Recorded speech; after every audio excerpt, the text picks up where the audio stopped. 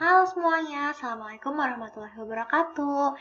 Nah, dalam video kali ini kita akan membahas tentang dinamika populasi.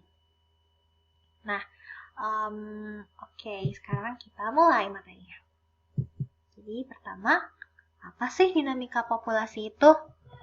Jadi dinamika populasi adalah pengurangan atau penambahan jumlah populasi di suatu daerah.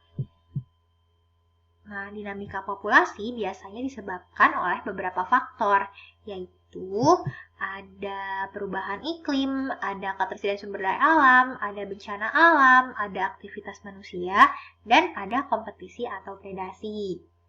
Nah, jadi kita mulai ke yang pertama, yaitu perubahan iklim.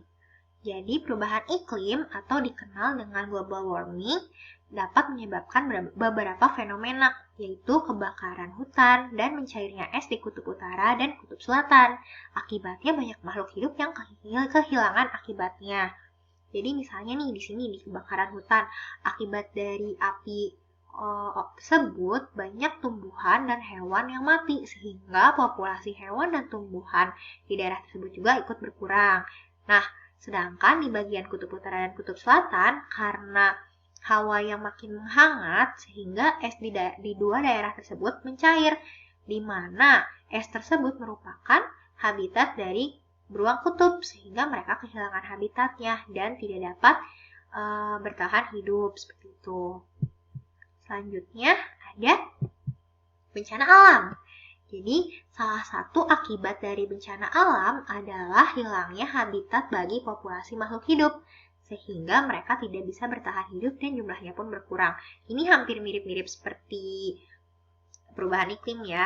Nah, jadi di sini bencana alam ada beberapa contohnya, yaitu di sini yang pernah terjadi di Indonesia ya, ada banjir, ada erupsi gunung Merapi, dan juga ada tsunami. Nah, pertama kita ambil contoh yang erupsi Gunung Merapi. Jadi, pada saat erupsi Gunung Merapi, pasti keluar asap yang sangat panas kan ya?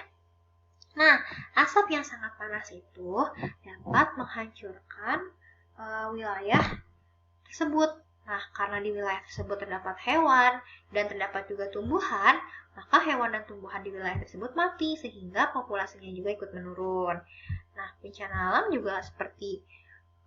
juga berakibat kepada manusia ya, karena bencana alam juga manusia juga kehilangan tempat tinggalnya. Iya, seperti itu.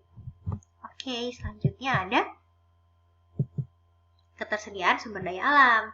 Nah, jumlah dari sumber daya alam yang tersedia dapat mempengaruhi jumlah dari populasi.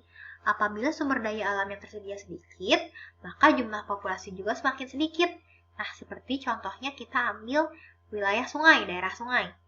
Nah, apabila air di sungai tersebut kering, lama-lama kering, maka hewan-hewan yang tinggal di daerah tersebut akan mati karena kekeringan tidak cukup air, dan juga ada beberapa hewan yang mungkin pergi meninggalkan daerah tersebut karena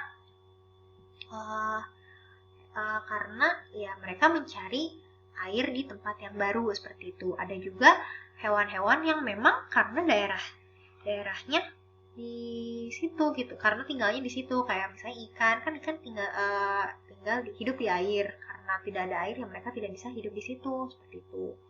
Nah, karena itu populasi di daerah tersebut juga ikut berkurang.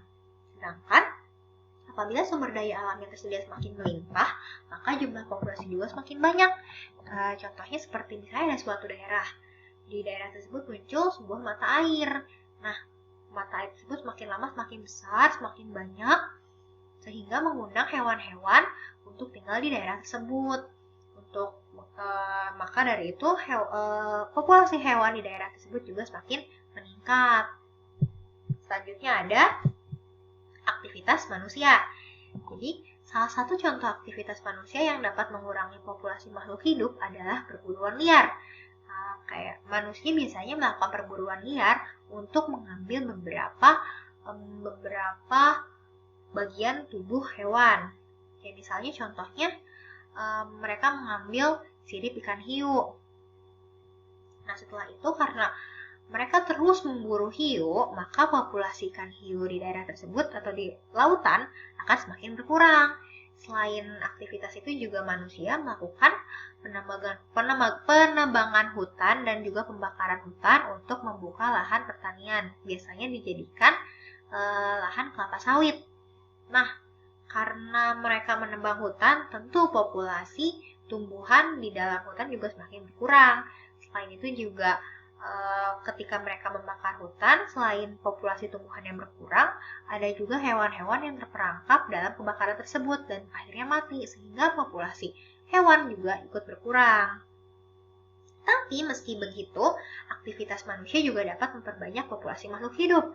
Misalnya, manusia dapat membuat penangkaran hewan, dapat membangun suaka marga satwa, dan dapat membangun hutan lindung.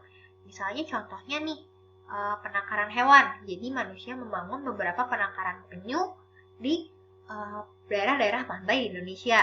Jadi manusia mengambil telur-telur penyu yang di daerah pantai agar tidak diambil oleh oknum-oknum yang tidak bertanggung jawab. Selain itu juga agar tidak dimangsa oleh hewan lain. Nah, setelahnya telur penyu tersebut akan dirawat hingga menetas dan cukup dewasa agar sampai mereka bisa dilepaskan kembali ke habitatnya, yaitu dilepaskan kembali ke lautan. Lalu selanjutnya ada kompetisi atau predasi. Nah, ini yang terakhir. Mungkin kata-kata ini pernah didengar di materi bagian interaksi ya. Nah, jadi kompetisi atau predasi di sini biasanya terjadi antara hewan dengan hewan. Nah, salah satu contohnya itu ular dengan tikus. Jadi ular yang memangsa tikus. Nah, di gambar ini contohnya singa dan yang sedang memangsa buruannya. Nah, jadi sebut saja buruannya kijang ya. Jadi di sini singa itu kan memangsa kijang ya. Karena jika singa memangsa kijang secara terus-menerus, maka populasi kijang di wilayah tersebut juga akan terus berkurang apabila tidak diimbangi dengan perkembangbiakan yang sepadan gitu. Jadi kayak misalnya, itulah pokoknya nanti kita akan bahas lebih lanjut. Nah, selain itu juga bisa antara kompetisi antara hewan dengan hewan. Jadi misalnya ketika mereka merebutkan wilayah atau mereka berebut makanan, kadang ada beberapa juga hewan yang mati. Nah, apabila hal tersebut terjadi secara cukup besar-besaran, maka populasi hewan juga akan berkurang. Seperti itu. Nah, mungkin cukup sekian video kali ini. Terima kasih untuk perhatiannya dan mohon maaf apabila masih ada materi yang kurang jelas atau penyampaian yang kurang baik. Wassalamualaikum warahmatullahi wabarakatuh. Sampai jumpa di kelas nanti. See you.